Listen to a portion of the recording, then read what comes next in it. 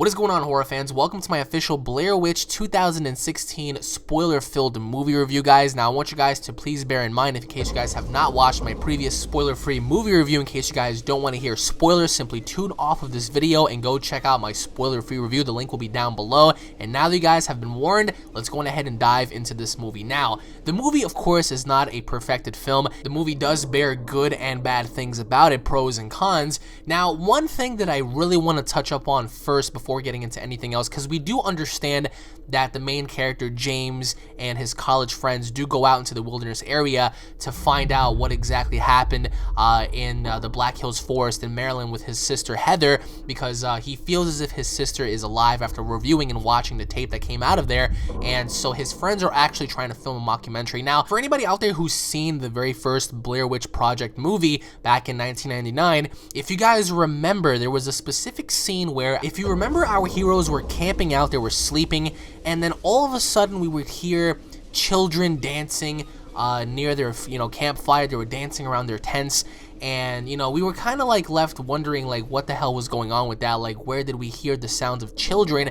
And in this film, they dove more into the origins of the witch and why exactly we heard the voices of children. And it turns out that the children were the ones that accused the witch of being a witch in the first place way back when.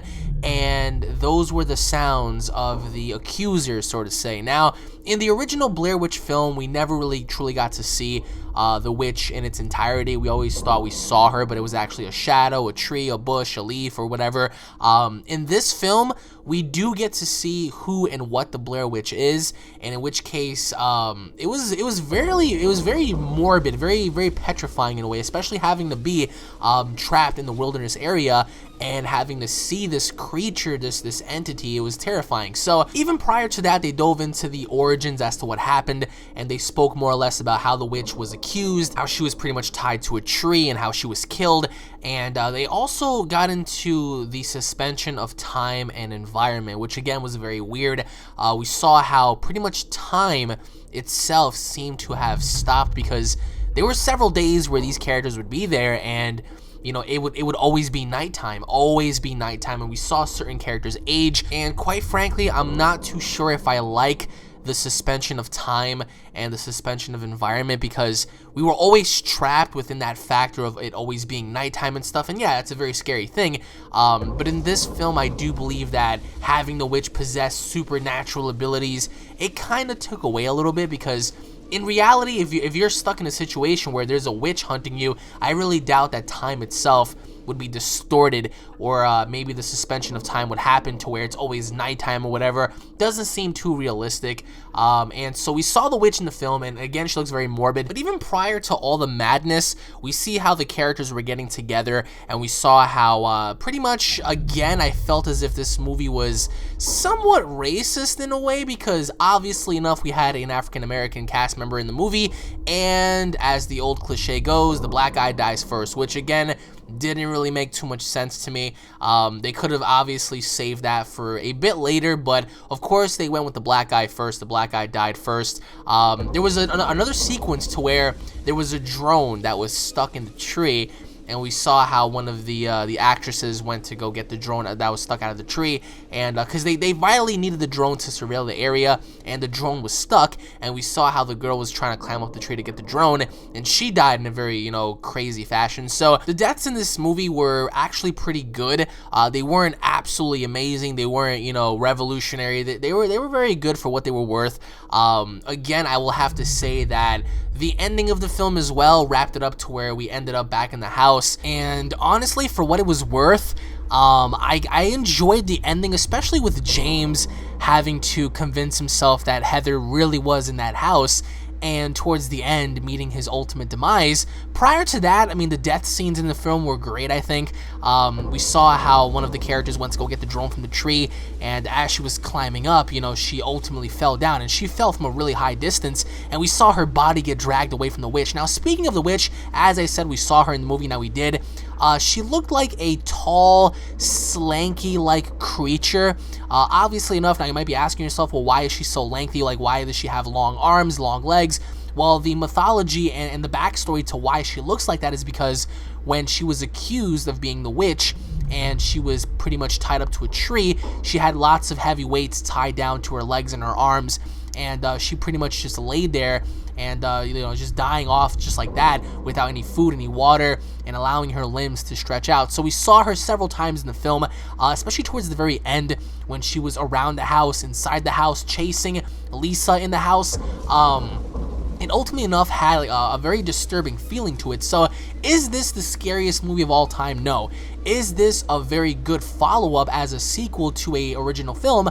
Yes, it was. This was a very good film. Although I felt as if it was a little short, I definitely prefer this film over the original because right from the get-go, we jump into the plot, we jump right into like what's going on, and we see how the two locals in the film were pretty much trying to fool our characters into believing that this was actually real, and so he was actually constructing like these stick figurines and stuff and hanging them around the tents, and he admitted to faking some of that until the group ended up splitting off, which was a no-no.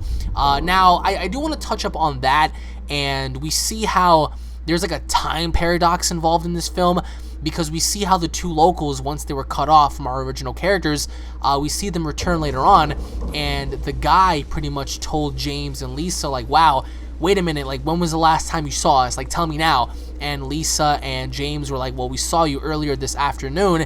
And the guy and the girl were like, wow, that can't be, because it's been 5 days since we were here. So for the two locals in the film, a lot more time has passed, and we get to see that in his facial hair. We see that in the girl as well, as she was asking for food. So for some reason, we see that there's a suspension of time and environment in this film, which again, we don't really know how that's possible, because in the original Blair Witch movie, we saw how day and night passed so easily, but in this film, the only shot of daylight that we have is in the beginning of the film, and then after that it's all dark. So that's not really a problem of mine, but I really want to dive further into finding out why exactly that is.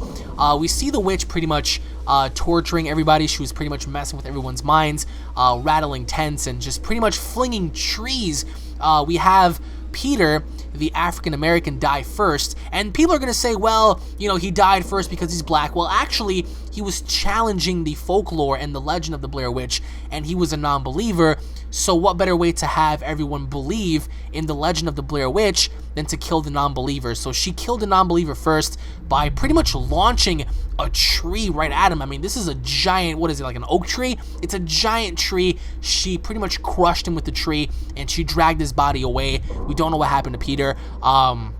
Similar tale goes to his girlfriend. After she fell down from the tree after trying to attempt to get the drone, we saw how she was dragged away. Now, she hurt her foot in the film, which again, you knew right from the get-go that something bad was going to happen to her. And then there was one specific scene where it looks like she pulled out somewhat of a parasite from her leg that was pretty much infecting her body, or somewhere along the lines, like we saw something come out of her. It looked like a centipede because it had multiple arms and legs and stuff. It was disgusting, and so we saw pus and blood, but ultimately enough, she died. And we see Lisa, the company, the one that was trying to film everything, join James, and we see how she was the last one to pretty much survive. And I really thought towards the very end that, you know, she was going to make it out alive, because so as long as you don't look at the witch after staying in the corner, you'll be fine. And so she was trying to walk backwards into getting out the house and using her camcorder as a way to look back and pretty much follow the guidelines of the camcorder. So we saw how ultimately enough, James was killed off, and he was killed off because he thought he heard his sister behind him. And of course, as the legend goes, you can't look directly at the witch, otherwise you'll die.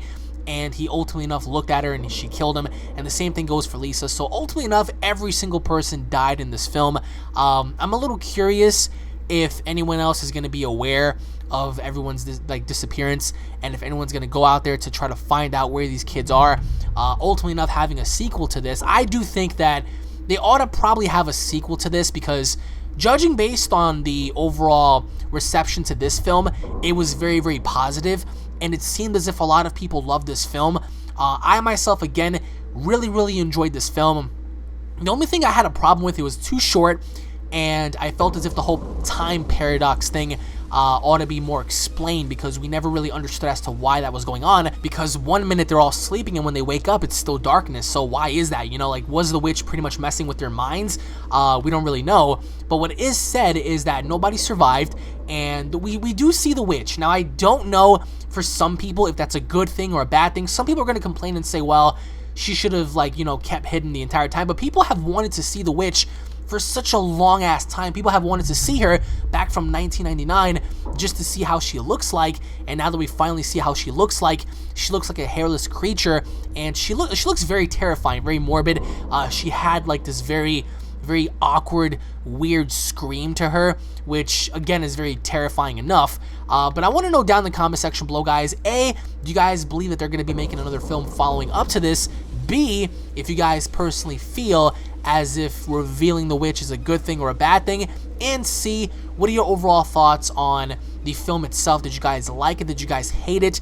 And let me know your overall feedback down below. Again, this is not the greatest film, but this is certainly not the worst. I would have to say this is the best Blair Witch movie out of the bunch that they've made, including the original. So this is definitely something I would suggest for you guys to go ahead and check out, and even ultimately enough watch on Halloween. Now, also, I do want to applaud the cast members and the crew for using modern technology. We saw these earpiece cameras, we saw drones, we saw some really awesome stuff. So I think that was definitely an A+, because instead of going in there with a regular DV, you know, camcorder to where it's all shaky and shit and distorted, we have like some really clear ass footage, which was really good. And towards the beginning of the film, now I will say the video that you see in the beginning that's being played on YouTube is ultimately enough that this goes back to the time distortion. This goes back to the ending of the film, because everything that you guys see in that one specific scene in the beginning when they're watching the footage is the exact same ending of the movie. Now, the reason why that is because we see that towards the very end when Lisa's trying to escape the witch, and we see how she looks in the mirror real fast, and she pretty much runs away. The same exact shot was featured as we saw her run away in the beginning. So everything that we saw in the beginning happened in the end. It's a weird paradox kind of thing, but that's what I feel like was really cool about the film, was that we saw the ending in the beginning without us even knowing. So let me know what you guys think down in the comment section below. Thank you all for watching once again. God bless you all. If you guys are new to the channel, don't forget to subscribe for more daily uploads. Thank you all for watching. Truly enjoy, and I'll see you guys in the comment section below. Take it easy, guys. Peace.